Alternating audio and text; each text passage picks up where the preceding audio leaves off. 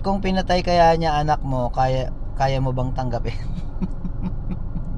Kaya ako nga binablog to kasi para nga mabawasan yung ganitong klase ng bata, 'di ba? Ano ba 'yan, kuya? Tumigil daw ako sa kababata. Bata nga sir Hindi ba bata? Ilang taon ba siya? 14 or 15 years old, 'di ba? Sarap-sarap ng kape ko, pinatataas mo BP ko Let's go!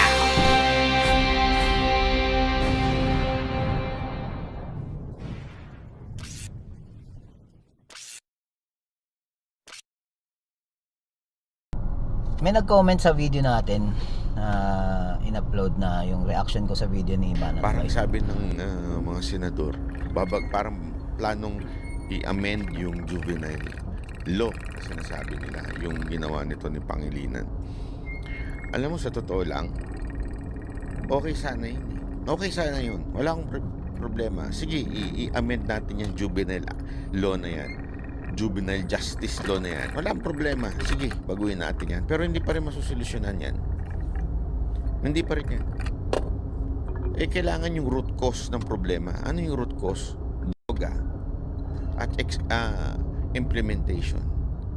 Kailangan mo ng kamay na bakal. Hindi pa pwedeng walang kamay na bakal. Hindi pa pwedeng maaawa ka kasi bata.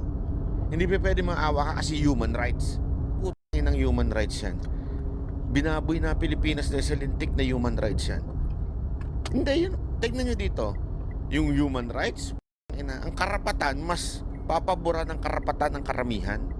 Hindi yung human rights ng iisang tao, kriminal pa. Basahin natin. Patulan natin to kahit isa lang.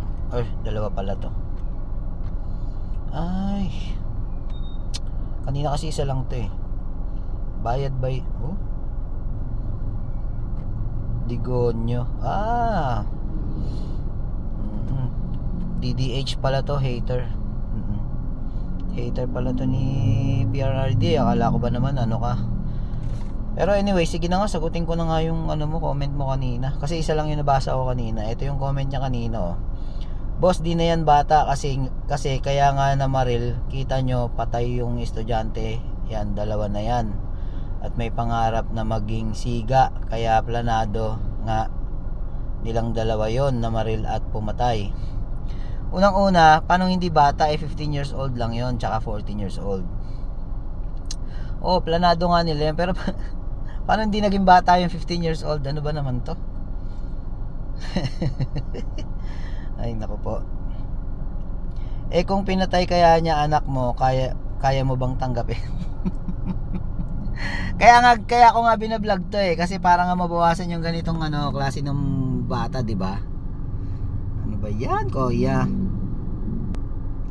Ngayon ang mga bata maagang nagiging addict. Kaya baka yan gumagamit ng drugs. Okay. Sa Amerika, kahit bata, kapag ikaw ay pumatay, mapaparusahan. May parusa kang kalalagyan pag edad mo 18 years old ka. Di ka ba nanood ng YouTube sa Amerika kaya tumigil ka sa ano ba to? Kababata kasi kita mo kaya nga niya pumatay. Tumigil daw ako sa kababata. Bata nga sir Hindi ba bata? Ilang taon ba siya? 14 or 15 years old, 'di ba? Ano bang dahilan nun? Habang nga tayo? Sarap-sarap ng kape ko, pinatataas mo BP ko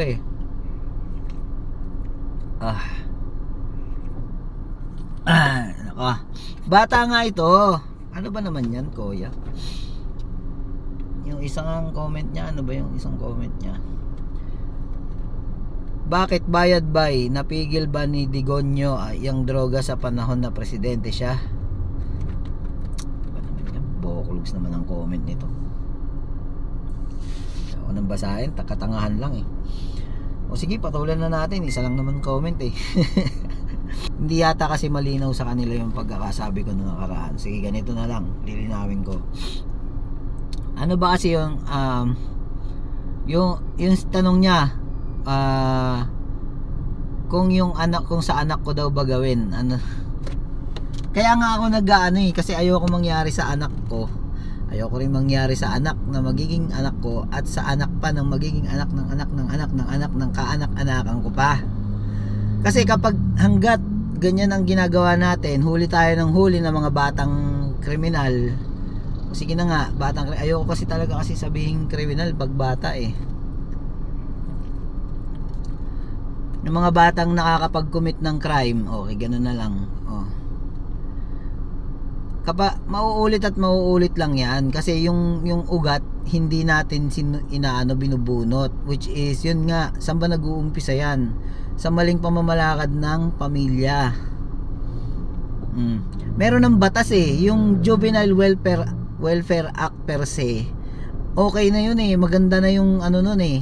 Ang ginawa lang ni Kiko Pangilinan, tinaasan lang niya yung age ng criminal liability, which is from basta ginawa niya 15 years old na tinututulan ng nakararami ngayon, kaya yun sinisisi siya, kumbaga nag-resurface lang siya. Matagal na to eh, gagalit nga si Tatay Digong eh, na ano ko na to eh, na post ko na to dito eh. Agree ako dun eh sa ano ni Tatay Digong na ibaba siya, gawin man lang siyang 10 years old kung ayaw niyang 9 years old. Yung inaano ni Senator Robin Padilla. Pero ang hindi ko lang talaga gusto yung ituturing silang kriminal. Ang gusto ko sana maglagay ng isang institusyon na huhubog or yung correctional para sa mga bata. Di ba may correctional tayo para sa mga babae, may correctional tayo sa mga lalaki. Dapat magkaroon din tayo ng correctional para sa mga bata na nakakapag-commit ng crime. Kasi bata yan, dapat doon sila palakihin sila doon, ituro kung ano yung paano magiging mabuting mamamayan. Basta magkakaroon sila ng mga mandatory na seminars, na pag-aaral or Bible study, pinakamahalaga Bible study, para lumaki sila na kung paano silang nalason nung bata pa sila. Doon sila mahubog sa institusyon na yon. Kasi ang bata kasi uulitin ko para siyang sponge na inilagay mo sa tubig. Pag inilagay mo sa tubig, kahit ipatong mo lang yung sponge dyan, hihigupin niya yung tubig. Ganun ang utak ng bata. Lahat ng makikita niyan, tama man o mali, ia-adapt niyan. Ganun kasi ang bata eh. Lumaki siya sa isang pamilyang magulo, sa isang pamilyang drug addict ang tatay, tapos yung nanay nagsusugal, hindi nagtatrabaho ng maayos, away ng away, kahit kay lolo, kay lola niya, kay tito, kay tita niya, ganun ng environment niya. Anong klaseng bata ang mapuproduce ng ganung klaseng environment? Yun ang dapat nating ang gawa ng paraan. Yung sinasabi ni Banat Bay na kamay na bakal, doon nyo ilagay, doon nyo implement yung kamay na bakal sa ganun, wag sa bata. Yun yung sinasabi ko. Para lapatan mo ng kamay na bakal ang isang bata, ano pang pinagkaiba nyo sa mga kriminal, di ba? Apakalupit nyo naman. Yun ang gusto kong sabihin. Huwag tayo maging malupit sa mga bata, kasi bata yan. Hindi nila kasalanan yan na naging ganyan sila. Meron ng batas, yung batas na yon, dapat doon i-implement na lang.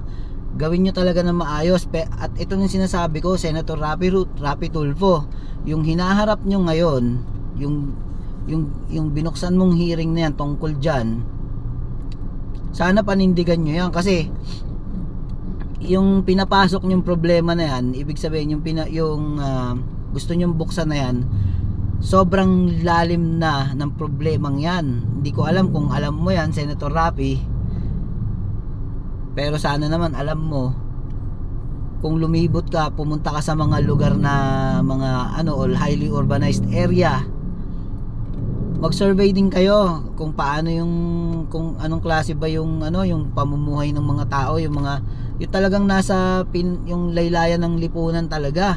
Pumunta kayo sa mga ganung lugar, ano ba ang klase yung mga pamilya doon, paano ba sila nabubuhay. Yun dapat ang gawan ng paraan eh. Kasi hanggat merong ganyang mga pamilya, kahit hulihin nyo ng hulihin ikulong niyo yung mga bata pa ulit lang yan, kasi yun nga yung pinakamaliit na society sa isang dito sa atin, sa isang lugar, pinakamaliit na society, which is ang pamilya, ay bulok na. Wala, yun ang dapat talaga magawa ng paraan. Napakalaki ng problemang yan, sobrang laki. Kaya sorry Banat Bay, kasi para sa akin talaga yung sinasabi nyo na huwag kaawaan porkit bata, hindi ganun, hindi dapat ganun. Ikaw sabi mo Christian ka, kung ang Kristiyano maano ang pagtingin sa mga bata. Ang bata kinaawaan, hindi pinagmamalupitan. Ang bata dapat pinapalaki sa pagmamahal, hindi pinapalaki sa galit. Hindi nyo pa, hanggat maaari nyo, dapat hindi nyo ine-expose ang bata sa sa mga masasamang bagay Dapat ang bata pinapalaki nyo, puro magaganda lang ang ipinapakita nyo hanggat maaari hanggat maaari nga ang magulang dapat hindi nag-aaway sa harap ng bata kasi doon pa lang nakikita na ng bata yon. Naiisip na nila, halimbawa si nanay masyadong talakera. Nakikita ng bata yon, paglaki ng bata talakera din siya. Ganon, yun ang ibig ko sabihin.